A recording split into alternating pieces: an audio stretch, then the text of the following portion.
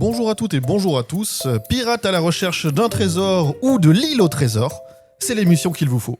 Bienvenue dans ce nouvel épisode de Originals, l'émission qui saute de plateforme en plateforme.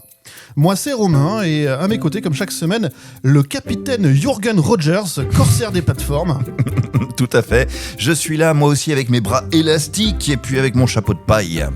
Gauthier Jorgensen, journaliste cinéma et créateur du concept de Originals. Donc, cette semaine, on va vous parler de One Piece en live action, la saison 2 qui débarque sur Netflix ce mois-ci. Vous pourrez retrouver ensuite Gauthier dans sa chronique Les Pieds dans le Plat. De quoi tu nous parles, Gauthier, aujourd'hui ? De tout simplement, on va parler des animés japonais. C'est des dessins animés qu'on suit, nous, depuis notre petite enfance, de Dragon Ball jusqu'à maintenant, des choses qui s'appellent plutôt Demon Slayer ou Naruto ou des choses comme ça, quoi. Je suis vieux, hein. Je parle de toute ma vieillesse. Et on va parler de la nouvelle mode d'adapter ces contenus en live action, donc avec des vrais acteurs et tout ça. Et puis on va se demander si c'est très très adapté à ce format. Voilà, tout simplement. On se fera ensuite l'agenda avec une sélection des sorties marquantes de la semaine, mais tout de suite, ça vient de tomber. Gauthier, c'est les news. Vous écoutez Originals, l'émission qui saute de plateforme en plateforme en partenariat avec Cinématiseur. Quand ça arrivait sur Netflix, Apple TV+, Prime, Paramount+, quand même. Max, Arte, c'est pas et la mal. puce écrase tout le monde. Disney+. Moi, je crois à la complémentarité des plateformes. Tout ça, j'aime bien. Et oui, Gauthier, ça vient de tomber. Paf, c'est tombé. Où ça ? C'est tombé pile poil sur Disney+.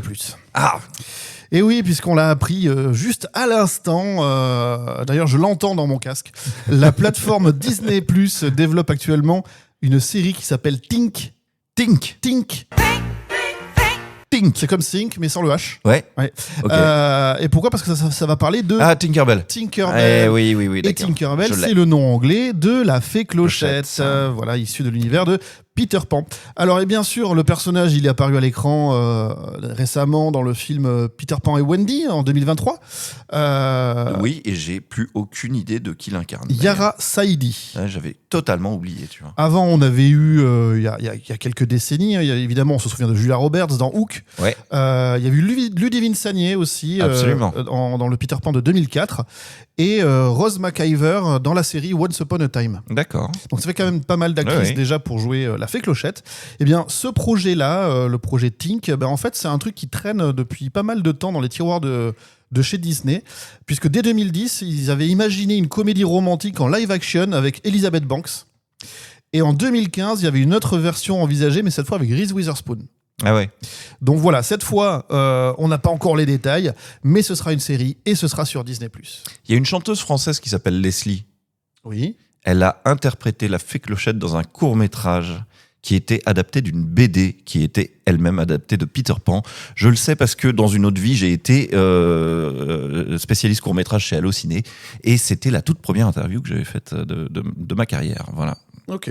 Je sais d'imaginer la BD que ça devait être, et parce qu'il y a le Peter Pan de Loisel, tu vois, donc c'est peut-être ça. Mais c'était peut-être celui-là, c'était ouais. peut-être celui-là. Et c'était peut-être celui-là, effectivement. Ouais. La deuxième chose qui vient de tomber tout juste à l'instant, Ah, Gauthier, qu'est-ce que c'est ? eh bien, c'est que alors, on avait parlé de La Petite Maison dans la Prairie la semaine dernière. Oui. Ouais. Et dans le genre comme ça, voilà, une nouvelle gloire de la littérature et des séries télé, un ovni audiovisuel qui revient. Cette fois, ce sera. Tournez ménage. Eh non, ce sera L'île au trésor. C'est quand même un peu plus conventionnel. L'île au trésor, la série. Alors, attention, c'est produit par Paramount+ et MGM+. Ouais. Ce qui fait qu'on ne sait pas où ça va tomber entre Prime et Paramount+. Ah oui, d'accord, ok. Voilà. Bon, en même temps, on a le temps de voir venir, hein, puisque là, c'est à peine signé, commandé. 6 épisodes inspirés du roman des aventures de l'île au trésor de Robert Louis Stevenson. Et cette fois, on nous propose une relecture ambitieuse du mythe du pirate avec un casting premium et des ambitions cinématographiques. C'est le pitch. Enfin, Ouais. c'est l'annonce. Alors, on a déjà un casting. Ouais. Et c'est un casting qui colle vraiment à l'histoire de l'île au trésor, hein. Cette fois, on n'est pas dans une adaptation Capillotracté, libre. capillotractée, une préquelle ou comme ça, comme il y a eu par exemple avec Black Sails. Oui. Donc, dans le rôle de Long John Silver, David Oyelowo. Pourquoi pas. Dans le rôle de Bess Hawkins, Hayley Atwell, c'est Ouais. Captain Carter. Mhm. Et on a aussi Jim Hawkins qui est joué par Tom Sweet, qu'on avait pu voir dans Great Expectations. Voilà, donc c'est un peu le trio qui va faire que, évidemment, toute l'histoire avance. Le méchant, la maman et le fiston qui va devoir choisir un bord entre les gentils et les méchants, pour ceux qui l'ont pas lu. Voilà, donc c'est attendu pour dans pas longtemps, en demi-année. D'accord. Tu vois, on est plutôt sur du début 2027, je pense. Je suis plutôt intéressé par ça parce que moi je l'avais lu L'île au trésor quand j'étais étudiant et j'avais trouvé ça chiant comme la pluie. Et ensuite je l'ai relu quand mon premier fils était jeune, il devait avoir 4-5 ans. Et là je l'ai un peu redécouvert en me disant ah ouais d'accord, un petit garçon un petit peu en quête à la fois d'aventure et d'une figure paternelle et puis qui découvre un pirate qui est un petit peu à moitié bon, à moitié pas bon et tout ça. Enfin, il y a quand même beaucoup de thèmes qui sont abordés là-dedans, donc je suis très curieux de voir une nouvelle adaptation de ce truc-là. Il y en a déjà une chez Disney, en film, dans le cinéma classique, qui était une assez bonne adaptation. En français aussi, on a eu Junio qui a joué Long John Silver. Ah oui, c'est vrai. C'est vrai, je suis pas sûr que ce soit un très très bon souvenir, ça. Mais il y a un Disney animé. L'île au trésor. La planète. La planète au la trésor. Planète Oui, au trésor. La planète au trésor qui est pas zéro, qui est pas mal, qui avait floppé quand c'était sorti, mais ça a de la gueule. Ça a de la gueule et surtout ça prend ce mythe-là et ça l'amène dans l'espace. Absolument. Ouais. Donc il y a quelque chose d'un peu sympathique comme avait fait Ulysse 31 il y a quelques décennies. Ouais. Moi, l'île au trésor, je me souviens surtout du dessin animé justement japonais que je regardais quand j'étais enfant. C'était avant le Club Dorothée. Absolument. Dont je me souviens encore du générique par cœur tellement que c'est un des trucs qui m'a marqué. C'est, je pense, un des premiers appels de l'aventure de mes souvenirs d'enfant. Ouais. Donc voilà, moi je suis aussi très chaud sur cette île au trésor. Ah là là, ça vient de tomber. Ah, qu'est-ce que c'est ? Ah bah là, c'est tombé tout près de chez nous. C'est tombé, on entend la déflagration. Ouais. Eh bien, c'était Vincent Cassel qui est tombé. Ah. il faut se relever, monsieur Cassel. Il est tombé dans le casting de White Lotus. Ah, mais oui, j'ai vu ça. Puisque tu sais que la nouvelle saison de White Lotus... Ça se passe en France. Exactement, sur la Côte d'Azur. Et donc du coup, c'est HBO Max, évidemment.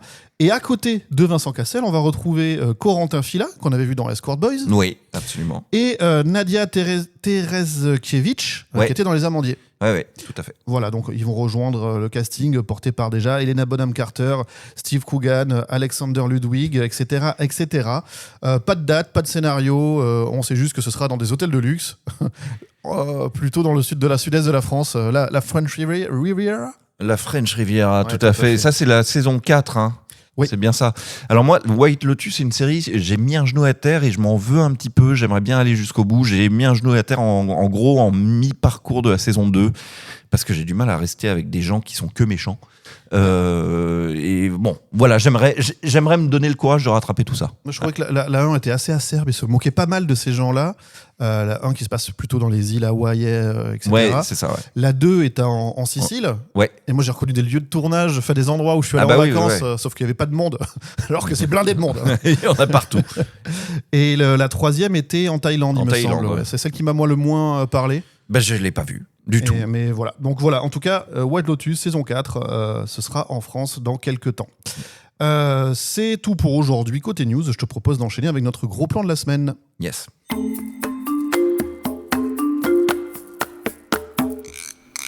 Cette semaine, on parle de One Piece saison 2. One Piece manga, c'est une adaptation du manga d'Eiichiro Oda du même nom, hein, évidemment. Ça sort le 10 mars, c'est sorti le 10 mars sur Netflix. 8 épisodes pour cette saison 2 en live action, donc avec des acteurs filmés dans des décors ou devant des fonds verts, on va y revenir. Cette nouvelle saison, elle entraîne l'équipage donc des chapeaux de paille au-delà de la zone de East Blue vers ses premières épreuves sur la mythique Grand Line. Et ça ressemble à ça. Monkey dit Luffy, le gouvernement mondial veut ta tête. Ouais, désolé Smokey, mais on est un peu pris par le temps. Il y a un truc palette qui nous fonce droit dessus. Préparez-vous à la passe. C'était quoi ça? Déjeuner.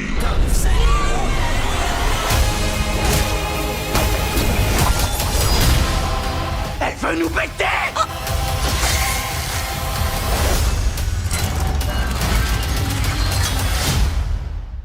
Et donc, après avoir quitté East Blue, qui est une partie de l'océan, Luffy et son équipage, Luffy c'est le héros de l'aventure, mettent le cap sur la redoutée Grand Line. En gros, c'est une espèce d'autoroute au milieu de l'océan, qui est bordée par des gros monstres de chaque côté, et en plus des endroits où il n'y a pas de vent. Donc, on est obligé de la prendre que dans un sens. Une mer imprévisible où chaque île semble défier les lois du monde. Entre nouveaux alliés, le retour de la marine, des géants, une organisation secrète et des adversaires redoutables, leur quête du légendaire One Piece, un trésor donc, devient plus périlleuse que jamais. C'est toujours porté par les mêmes acteurs qui faisaient le cast de la saison 1. Inaki Godoy, Emily Rudd, Makenyu, Taz Killar. Et cette fois, il y a des petits nouveaux, et parmi ces petits nouveaux, il y a des visages connus, notamment Cathy Seagal, qu'on avait pu voir dans Son of Anarchy, ou qui prête sa voix à des personnages dans Futurama. On va pas révéler aussi un acteur connu qui est révélé à la toute fin du dernier épisode, parce qu'il sera, et puis en plus on a signé des choses c'est qui ça. nous Donc, permettent. mais il faut aller jusqu'à la fin, parce que à la fin il y a des révélations. Exactement. Ouf pour ceux qui sont fans, des révélations qui ouvrent vraiment sur ce que sera la saison 3. Gauthier, en un mot, commençant, déjà, quel est ton rapport à l'animation japonaise ? Aucun, inexistant. Alors moi c'est tragique, tu sais ce truc du club Dorothée qu'on partage tous normalement. Bah moi je suis pas tombé dedans. Donc j'étais pas Dragon Ball, j'étais pas Ken le Survivant, j'étais très peu les Chevaliers du Zodiaque. Je sais pas pourquoi, c'était le seul truc qui me hypait un petit peu, les Chevaliers du Zodiaque. Donc j'ai un peu suivi quand j'étais gamin, mais à part ça, tout ce qui s'appelle les shonen, c'est-à-dire les trucs de bagarre pour jeunes garçons. Qui vante la force de l'amitié. Exactement, dans les animés japonais, dans ces dessins animés qui nous viennent du Japon, c'est un truc, moi je suis toujours resté à côté, donc c'est une sorte de trou culturel que j'ai qui est colossal. Et en plus de ça, je suis désolé, je vais faire jumper des gens, mais je suis désolé, c'est moi, je suis comme ça, je suis pas prosélyte avec ça, mais je suis constitué comme ça. Quand ça vient à moi et que je suis obligé de m'y coller, mon corps a une réaction hyper étrange, c'est-à-dire que c'est épidermique. C'est pas que je m'endors. C'est pas que je m'endors, c'est que je m'évanouis. C'est-à-dire qu'il y a un truc dans mon cerveau qui fait « Ah non, surtout pas !» Et puis hop, je m'évanouis devant les épisodes comme ça. Ça me l'avait fait devant Arcane, et qui n'est pas de l'animé japonais, j'ai bien compris, mais qui a quand même cette dynamique de un groupe d'amis et des super bastons à chaque épisode et tout ça. Et là, ça me l'a refait de... Arcane, c'est pas ça, encore une fois. Non, je schématise, mais si tu veux, c'est comme ça que mon cerveau l'a pris, quoi. Okay. Et ça me fait ça, effectivement, devant One Piece, où ça me l'avait fait aussi devant... comment s'appelle cet animé qui est pas mal du tout, un peu jazzy Cowboy Bebop. Cowboy Bebop, voilà. J'ai regardé tout Cowboy Bebop en animé et en live action.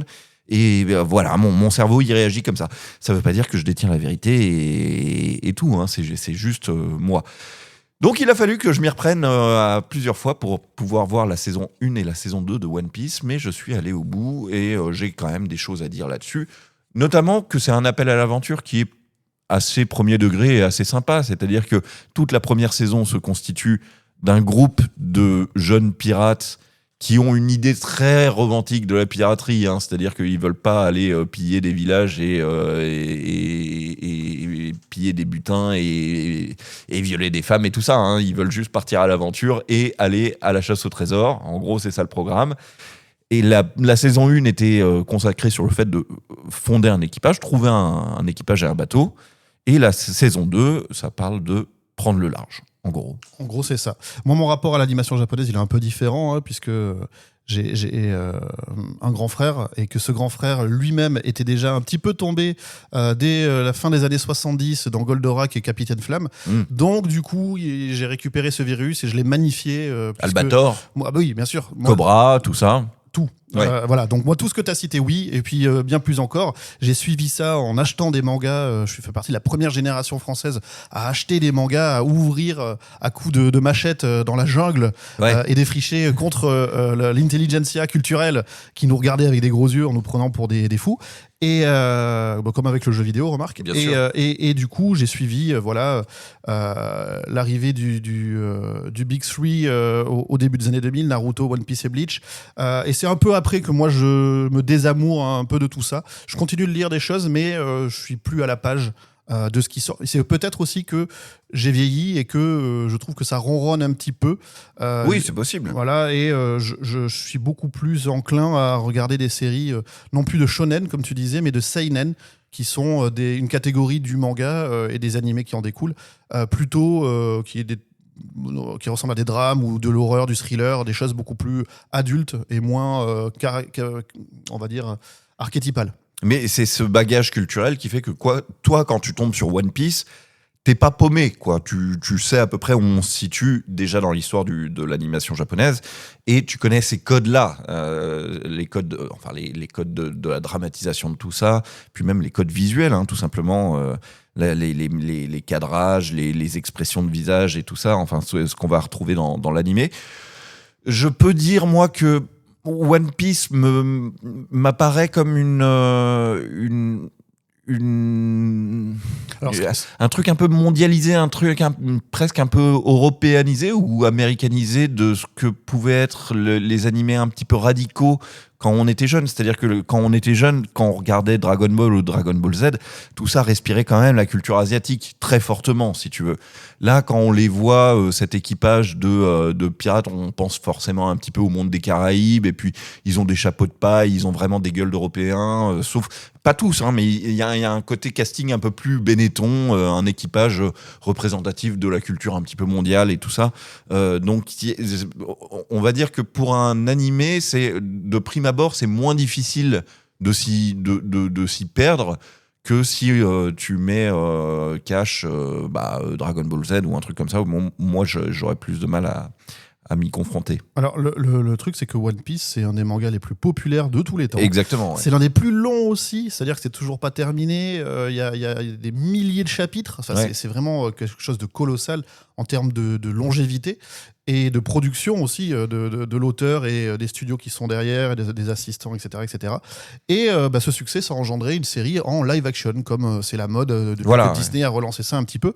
Et ce genre donc du dessin animé japonais, comme tu disais, il a des codes, on va dire un dessin et un style qui ne prête pas au réalisme, qui est très exacerbé, qui est très over the top. Ouais.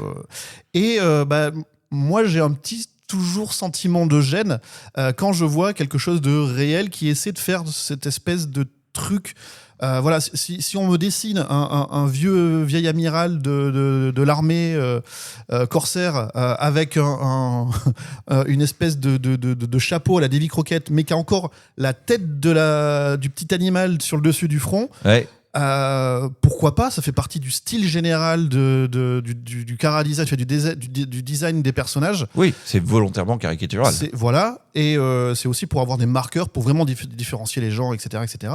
Mais quand tu me le mets avec un acteur de 60 piges, qui a la barbe taillée de près, du gloss sur les lèvres et cette casquette que tu pourrais trouver à la foire fouille, je trouve que ça sonne faux. C'est un truc dont on pourra reparler tout à l'heure quand j'aborderai le sujet des animés et de leurs adaptations en live action de manière plus globale. Mais oui, tu as en partie raison. C'est-à-dire ça pose une problématique d'adapter ces animés en live action qui est que tu vas avoir deux écoles, en gros, très schématiquement. Tu vas avoir l'école qui dit, bon, les animés dans leur format animé, dans leur format d'animation, ils sont volontairement caricaturaux et un petit peu grotesques. On ne peut pas faire ça en live action. Donc on va être un peu dans la retenue et on va essayer d'adapter en live action pour que ça ressemble un petit peu plus au monde réel. Alors, pour vous donner des exemples... C'est ce qu'avait fait Mario, le film Mario en 92. C'est exactement ce qu'avait fait le film Mario en 92. C'est aussi ce qu'avait fait, d'une certaine manière, la première mouture de Dragon Ball qui s'appelait Evolution, ouais. C'est ça, en 2009. Et c'est ce qu'avait fait Ghost in the Shell aussi avec Scarlett Johansson d'une certaine manière.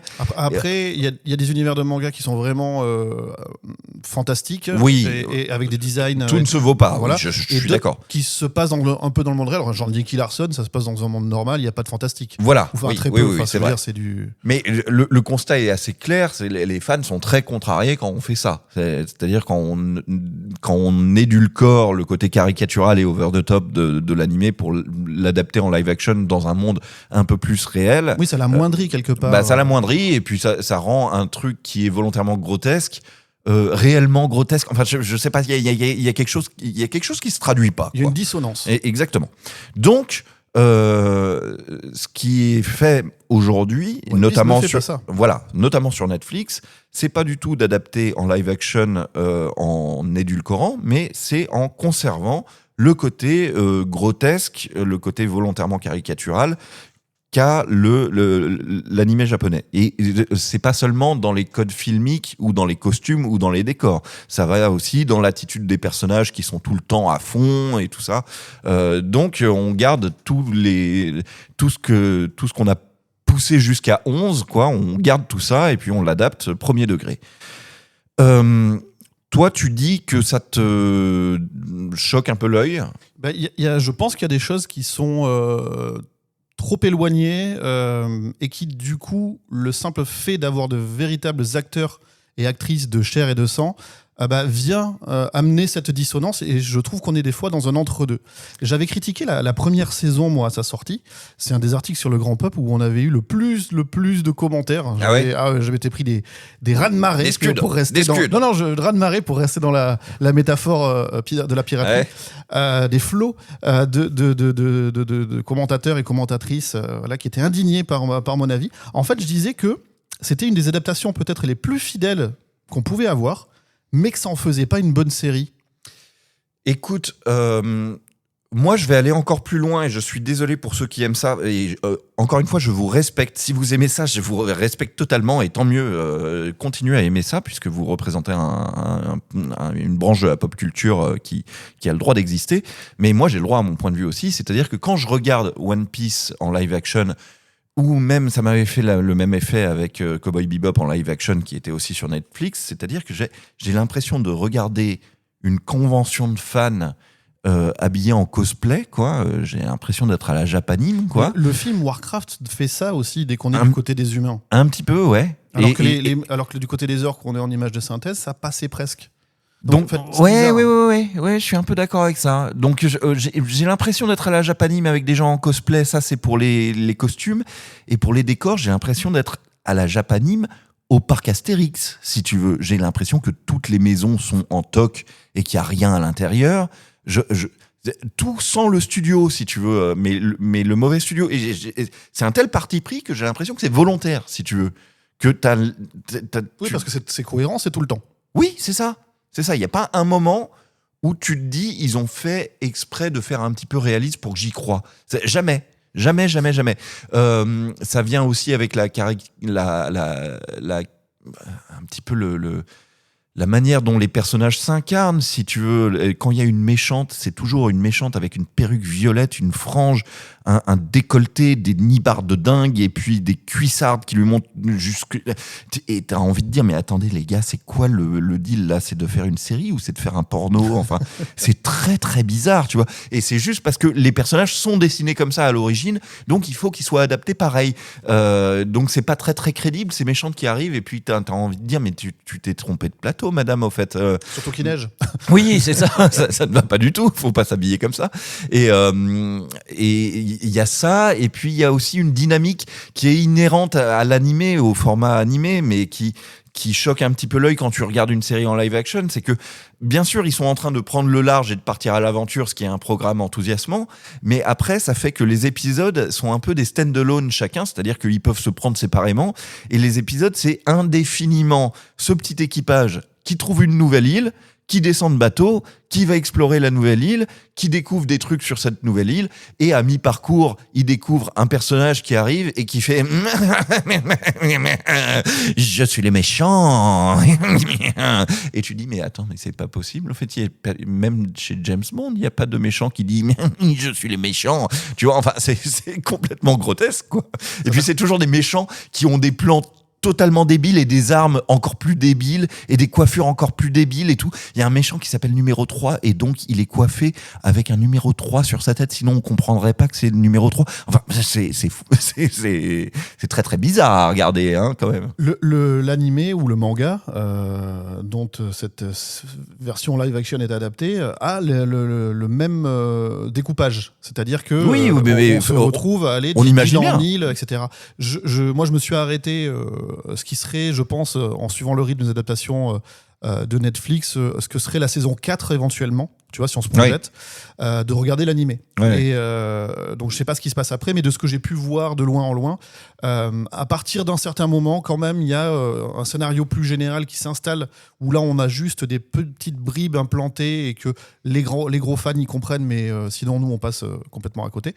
Et après il y a quelque chose d'un peu dantesque, d'Esther du monde et tout ça qui va aller se greffer dedans. Mais oui, pour l'instant on est sur quelque chose qui rappelle un petit peu même un épisode de Goldorak où t'as Bien sûr. T'es dans le ranch, il y a un Anterac ou un Golgoth qui débarque, faut le latter, on n'y arrive pas, finalement on se transcende, on y arrive, et puis on attend le nouveau, etc. etc. C'est ça, ou moi je pensais ou les albums d'Astérix, c'est pareil. Oui, Enfin, tu vois, oui, exactement pareil. Oui, moi je pensais tout simplement aux épisodes de Dragon Ball Z où c'était toujours un peu un tournoi qui n'en finissait jamais et chaque épisode racontait une bagarre dans ce tournoi, peu ou prou. Enfin, mais encore une fois, je suis totalement néophyte, donc je schématise à mort. Mais voilà, dans cette adaptation de One Piece en live action, il y a un des codes du shonen qui est repris aussi, qui moi un truc qui me fatigue, mais bon, ça fait partie des codes du shonen, c'est que le grand méchant, il est toujours hyper supérieur au héros au début de l'épisode, il lui défonce sa race parce qu'il est vachement plus fort, sauf que dans un dernier acte, le héros va sortir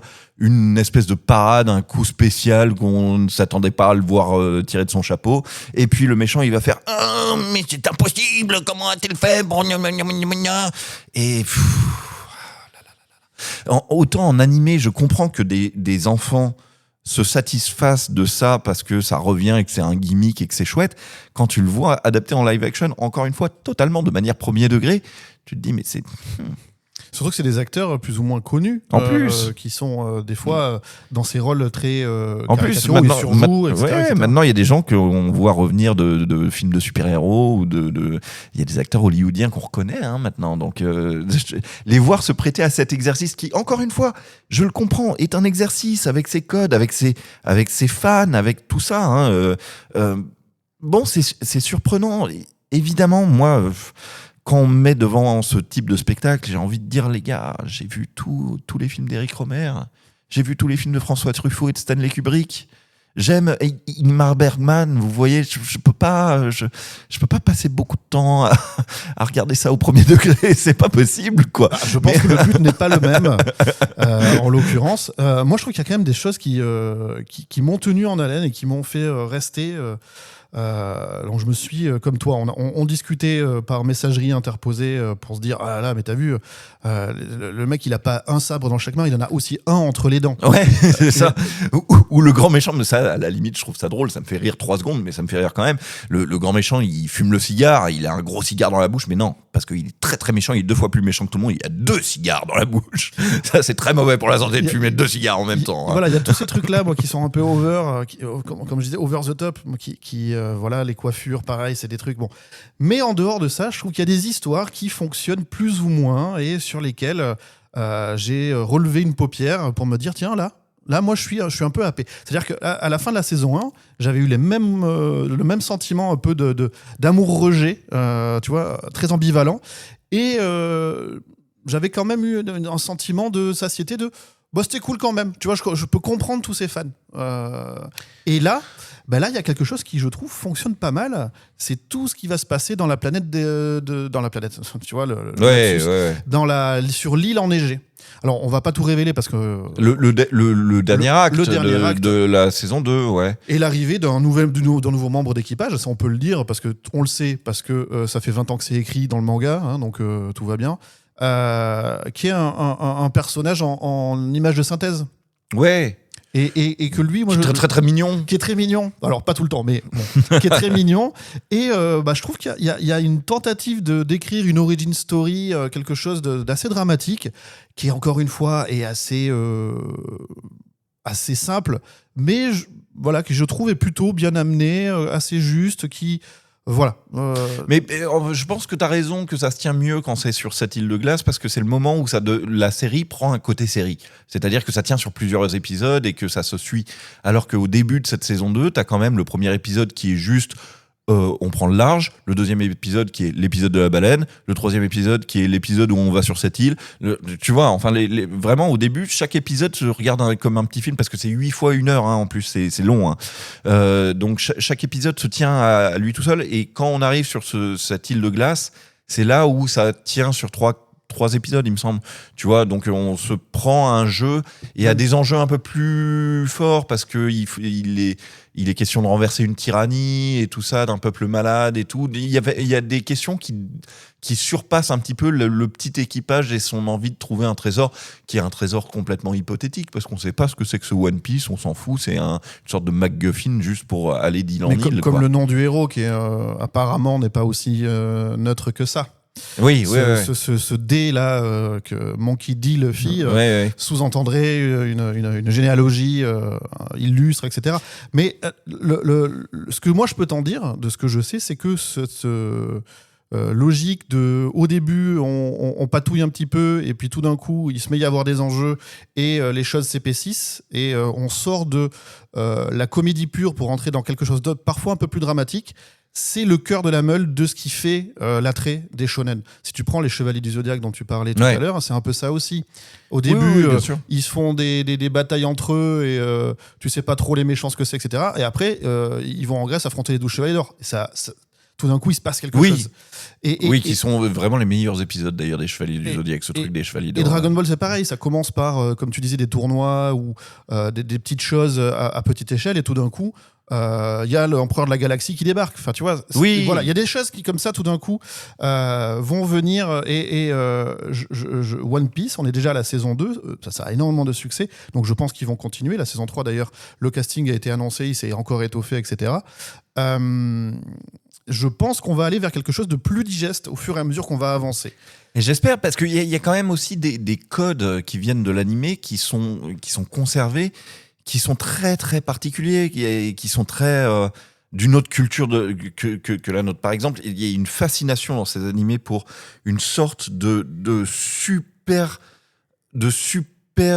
musculature, de super pouvoir, de super combat, de trucs, de transcendance du combat qui culmine dans des Dragon Ball par des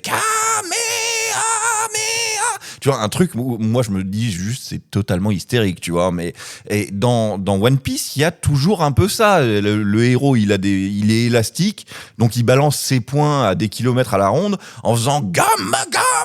Et ça, ils l'ont gardé au premier degré dans le live action. Le fait de nommer ses attaques dans les dessins animés japonais, c'est un peu l'équivalent de donner un nom à son épée dans la chevalerie occidentale. Oui, voilà. Mais alors, du coup, moi qui suis pas habitué à ça, je trouve ça totalement débile. Et ils ont gardé ça. Bonjour, Saint-Denis, je trépasse si je faiblis. C'est ça.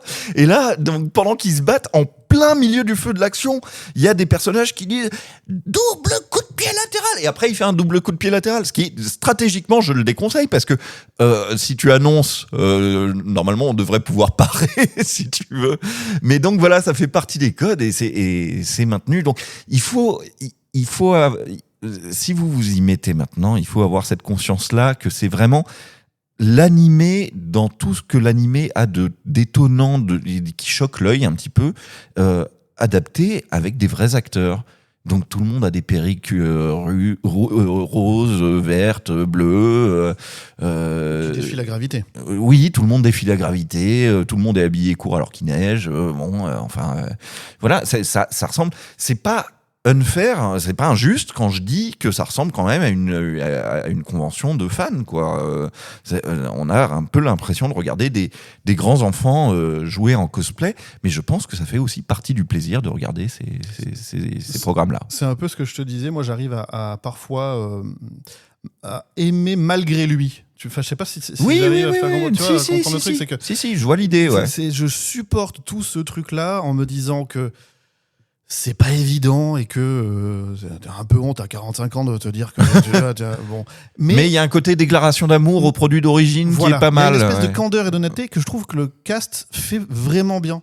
Absolument, il y a un naturel et une appétence pour une sympathie pour une dévotion, tout vraiment. simplement, ouais. Et une candeur aussi, que je trouve vraiment communicative. Absolument. Tu vois, il y a quelque chose comme ça qui voilà, donc je me dis au fur et à mesure quand si ça se dessine vers là où j'ai vu que ça allait, ça pourra peut-être à un moment devenir un peu plus intéressant pour moi. Ouais, pourquoi pas. Là, pour l'instant, c'est plus un produit destiné aux fans ou aux jeunes ados. Absolument, on va en parler d'ailleurs de la dimension produit de tout ça et de comment ça se traduit, enfin qu'est-ce qui peut se traduire en live action, absolument. Eh ben écoute, donc ça s'appelle One Piece, c'était la saison 2, dispo sur... c'est un des gros événements du printemps de Netflix. Hein, attention, absolument, c'est dispo depuis 3 jours déjà. Ouais, et écoute Gauthier, ça te donnait envie de nous parler et surtout de mettre les pieds dans le plat. Tout à fait.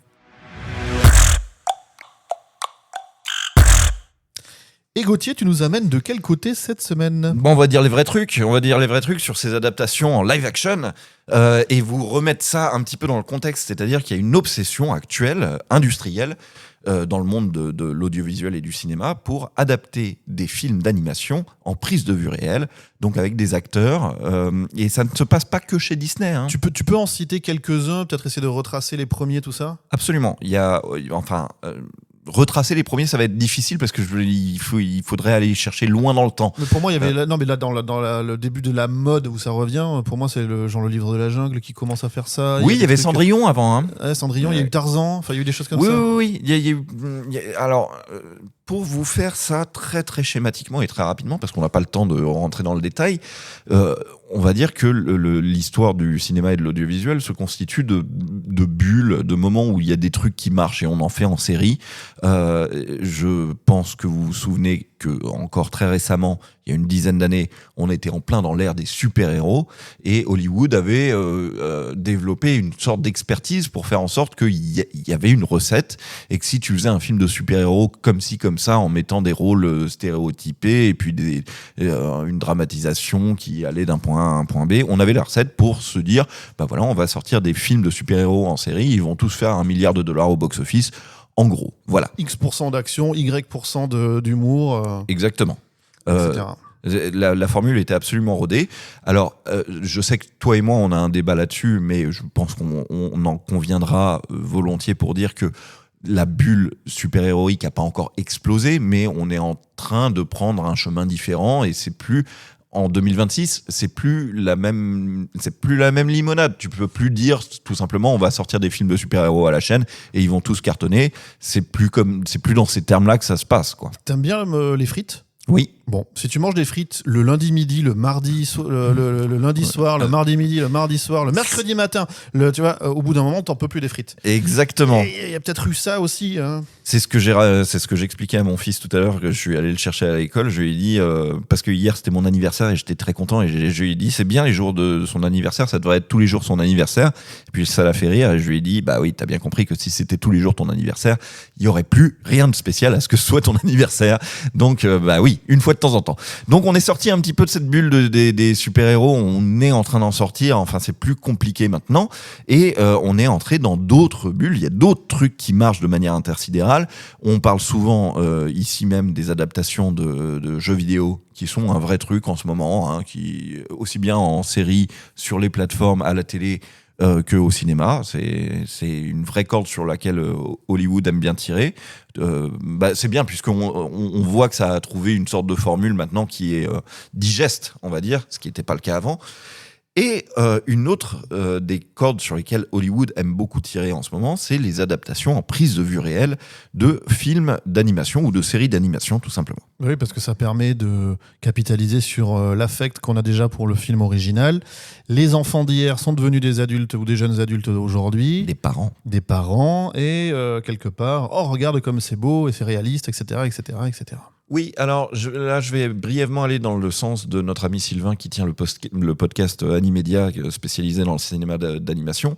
Moi, il y a déjà, je trouve, une violence là-dedans qui m'embête un petit peu. C'est que tant que c'est pas, t'as l'impression que ça veut dire que tant que c'est pas en prise de vue réelle et avec des acteurs et des vrais trucs, c'est pas un vrai truc, pas un vrai film, c'est pas adoubé comme une vraie œuvre tant que c'est pas fait avec des vrais gens. On récompense le cinéma d'animation par le César ou l'Oscar du meilleur film d'animation, Ouais. mais c'est rare qu'il y ait des films d'animation qui concourent un meilleur film. Bah ouais, Ça arrive, ouais. hein. Non, oui, Mais c'est oui, très rare. ça arrive, mais c'est très rare. Et puis, Puis ça n'a jamais gagné, je crois. Non. Peut-être Blanche-Neige. Oui, si Blanche-Neige a eu Enfin, voilà, en tout cas, l'Oscar du meilleur film. Si c'est effectivement, une je fois crois. tous les 80 ans, c'est. Oui, voilà. enfin voilà, ça illustre complètement ton propos. C'est un petit peu vexant, d'autant que t'as pas envie que tout soit transformé en prise de vue réelle. Je te prends un exemple tout simple. T'as envie de voir Le Roi et l'Oiseau en prise de vue réelle ? Bah non. Bah non, Berk. Bah non. Oui. Parce que tout le principe, c'est que l'animation, le design, on en parlait tout à l'heure, hein, c'est un trait, c'est une identité. Exactement. Et le fait de le faire dans le réel, soit ça devient quelque chose de très factice, soit ça devient très conforme à ce qui se fait partout, et donc on perd son identité. Exactement. Donc déjà sur le papier, il y a un petit peu de quoi redire. Mais il se trouve que on est obligé de constater via les chiffres, le box-office, que c'est une recette qui marche très très bien quand elle est intelligemment menée. Moi, ce que j'aime bien regarder, c'est que notamment chez Disney, on aime beaucoup adapter les classiques de l'animation Disney en live action, et je trouve que quand on observe ça avec l'œil d'un analyse de l'industrie, on voit se dégager une tendance très claire, c'est que quand Disney adapte ces vieux classiques de l'animation, les très vieux, c'est-à-dire ceux des années 30, 40, 50, Dumbo, Pinocchio, les Aristochats. exactement, ça se plante. Ça se plante parce que ça, c'est les films de nos grands-parents, si tu veux. Il n'y a plus de mémoire de ces trucs-là. Alors que quand ils adaptent les trucs des années 90... Lilo and Stitch, Le Roi Lion. Le Roi Lion, La Belle et la Bête, Aladdin, tout ça, ils tapent le milliard de dollars à chaque fois parce que je pense que tout simplement, on était enfants quand on les a vus, on les a découverts avec des grands yeux et puis on les a portés dans nos cœurs. Et maintenant, les gens de notre âge, ils ont des enfants et ils se disent... dis donc petit, faut que je te montre un truc là. Il y a le film que j'aimais quand j'étais petit qui vient d'être adapté en prise de vue réelle. On va y aller, c'est obligé. Et je peux pas leur jeter la pierre. Je fais ça avec mes enfants moi-même, donc il y a aucun problème. Oui, mais toi, c'est avec Indiana Jones et Star Wars, donc. Oui, mais si tu veux, je suis un bon crétin aussi. Le jour où Lilo et Stitch y est sorti, j'ai emmené mon fils Day One, si tu veux. Donc je suis friand de ça. Ceci dit, on l'a emmené à Blanche-Neige aussi. Enfin, à chaque fois qu'il y a une adaptation, j'y vais. Si tu veux, cette manière de faire n'est pas tombée inaperçue, puisque Universal s'y met aussi, notamment avec les films d'animation Dragon. How to Train Your Dragon en anglais. Et donc Dragon est passé en prise de vue réelle au mois de juin avec le même réal. Avec le même réalisateur. Ça a eu plutôt du succès, il me semble, puisqu'il y a un 2 qui est déjà dans les cartons. Et voilà. Alors, tout ça a été très long pour en venir à Netflix et aux adaptations des animés. C'est-à-dire que maintenant, les animés japonais ont le droit à ce traitement-là. Et ce One Piece n'est pas un coup d'essai, puisqu'il y a déjà eu, j'en ai parlé tout à l'heure, Cowboy Bebop. Il y a déjà eu aussi Avatar. Il y a eu Avatar, il y a eu, qui n'est pas forcément japonais d'ailleurs, mais il y a eu aussi Death Note, il y a eu aussi... oui, absolument. Je crois qu'il y a eu un film Slam Dunk, les exemples ne manquent pas. Et puis des dramas japonais qui font ça, il y en a pléthore aussi, donc, oui. Qui viennent pas trop chez nous. Mais Alors marrant, on a eu 2 versions de Nicky Larson, on a eu une version française par Philippe Lachaud et on a eu une version japonaise, il me semble, sur Netflix aussi. Oui. On peut comparer les deux et trouver les deux regardables ou pas, en fonction de qui on est. Moi, je trouve les deux plutôt regardables, avec une petite préférence pour la française, parce que je trouve qu'elle a un deuxième degré assumé. C'est plus un film de fan de Club Dorothée qu'un film de fan de Nicky Larson. Oui, parce que c'était un dessin animé qui avait été charcuté quand il est arrivé en France Oui. Parce qu'il a été montré à des enfants, comme beaucoup de trucs du Club Dorothée, Exactement. alors qu'au Japon, c'était destiné à des jeunes adultes. Ouais. Donc, bah oui, c'est violent, bah, on va couper, on va changer, on va s'en moquer un peu pour dédramatiser, et c'est ce qui a donné ce ton-là un peu différent. Et alors c'est marrant parce Mammouth. que Il a tiré la boulette. bah, voilà, typiquement, si on adaptait aujourd'hui Nicky Larson sur Netflix avec ce qu'on sait de l'adaptation en prise de vue réelle des animés, on ne détériorerait pas du tout ce deuxième degré assumé qu'ont les animés. On mettrait dans le rôle de Mammouth vraiment un mec hyper grand, hyper costaud. The Rock. Un The Rock, un truc comme ça, et puis on ferait des dialogues aussi débiles que ça, et puis on les ferait dire de cette façon-là, et ça donnerait toute sa saveur au produit. Donc on a vu qu'il y avait eu deux écoles au moment d'adapter les animés. L'école hollywoodienne qui était de récupérer l'animé et le faire à l'américaine, ce qui n'a pas marché. Encore une fois, revoyez Ghost in the Shell, il y a quelque chose qui se perd dans la traduction, ça va pas, quoi. En plus de ça, il y avait eu l'espèce de shitstorm, de polémique sur Scarlett Johansson qui whitewashait le personnage et tout ça. Enfin, je trouve ça un peu débile comme débat, mais en tout cas, bon, ça se traduisait mal. Donc maintenant, Netflix a trouvé une nouvelle recette qui est de adapter avec tout ce grotesque. Est-ce que ça marche très bien ? Je pense que c'est pas fait pour tous les yeux. Je pense que c'est fait exclusivement pour les yeux des fans. Si les fans y trouvent leur compte, amen, c'est super. Je crois qu'il faut quand même avoir une licence forte. One Piece est une licence forte, ça se traduit bien. Alors que Cowboy Bebop n'est pas une licence forte, ça se traduit donc moins bien. C'est une série qui a un énorme succès d'estime et de très bonnes critiques, voilà, mais qui n'a pas la portée. Voilà. Exactement. Bon, voilà où on en est. Je sais pas si ça va durer encore très longtemps, mais moi ça ne me dérange pas. Je trouve que c'est juste une logique industrielle qui fera son temps. Voilà. Moi, il y a des dessins animés japonais que j'aimais et qui sont plutôt réalistes dans leur approche et que j'aimerais peut-être voir en live action. Comme plutôt réaliste dans le sens où les proportions des personnages sont pas. Tu vois, l'Attaque des Titans qui a eu pas mal de succès, notamment à l'international. C'est un truc qui pourrait s'y prêter, je trouve, de manière assez efficace. Ou si on va chercher dans les plus anciens, mais alors là, on n'a pas assez de succès pour que ça fonctionne. Mais Cobra, qui était un animé des années 70, Ulysse 31, dont on a parlé tout à l'heure, tout ça, je trouve ça pourrait le faire en live action. Oui, puis il y a toujours le serpent de mer Akira qui les qui est Cités chez d'Or. Warner. Merci beaucoup Gauthier. Merci à toi. On a pris pas mal de temps. On va se faire l'agenda en 5-5 si tu veux bien. Désolé. Oui, non mais tout va bien. C'est de ma faute. Non, c'est moi. L'agenda, cette fois, il va parler des sorties comprises entre le 9 et le 15 mars de cette année. Et ça commence donc sur HBO Max depuis le 9, une série en 10 épisodes qui s'appelle Rooster, qui est portée par Steve Carell et qui explore la relation complexe entre un écrivain célèbre et sa fille qui est professeure dans un campus universitaire américain. Apparemment, ça fait partie des séries qui font parler en ce début d'année outre-Atlantique. Voilà, de ce qu'on en a pu en entendre dire, Steve Carell est absolument incroyable dans ce rôle de boomer dépassé, mais au grand cœur, qui va tout faire pour protéger sa fille sans l'étouffer derrière. Donc, c'est tout l'enjeu de la série. J'ai vu la bande-annonce, j'ai bien ri, ça m'intéresse beaucoup. Depuis mercredi sur Prime, une série policière Scarpetta, 8 épisodes. C'est adapté des romans de Patricia Cornwell, donc évidemment on est sur du thriller policier comme ça va bien. Et ça suit l'histoire d'une médecin légiste brillante qui s'appelle Kay Scarpetta, qui va revenir dans sa ville natale pour reprendre son poste et enquêter sur un meurtre particulièrement macabre. Et là, finalement, l'affaire réveille d'anciens dossiers. C'est toute sa vie qui va défiler dans une enquête scientifique avec des secrets familiaux, des rivalités professionnelles, etc. Déjà sur le papier c'est intéressant, mais en plus Nicole Kidman, Jamie Lee Curtis et double temporalité. Donc y a toutes elles vont jouer deux sœurs et on va les voir jeunes, on va les voir à leur âge actuel et tous les personnages aussi vont s'enchaîner entre des flashbacks, etc. C'est créé par Liz Sarnoff qui avait déjà bossé sur Barry et sur Lost. Oui, pour Original, on garde un œil dessus, on y reviendra si ça devient un truc important. Très rapidement, sur Prime, un film qui s'appelle Afterburn avec Dave Bautista, Samuel Jackson et Olga Kurylenko. On adore. En gros, le soleil a brûlé la moitié de la planète. Et, c'est du post-apo.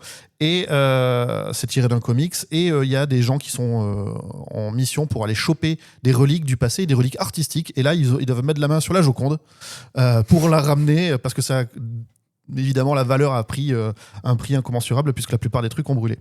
Post-apo, la Joconde, Olga Kurylenko, tu m'as eu. Et enfin, un film d'horreur en Louisiane qui s'appelle The Bayou. C'est Super Hormone Plus. Ce serait du direct ou plateforme que ça m'étonnerait pas. Mais si vous êtes en manque de films de requins, il y a un film avec des crocos. Ah ouais, c'est top. C'est top. Merci pour tout. C'est tout pour aujourd'hui. C'est là-dessus que s'achève notre émission aujourd'hui. C'était Original saison 2, épisode 27. Merci beaucoup à notre partenaire Cinématiseur pour sa confiance et son soutien. Oui, merci les copains. Et merci beaucoup à Magic Andou au montage. Qu'on embrasse bien fort, évidemment. On se retrouve vendredi prochain pour toujours plus d'actu ciné, séries, doc ou animé. À la semaine prochaine, bye bye. Bye bye.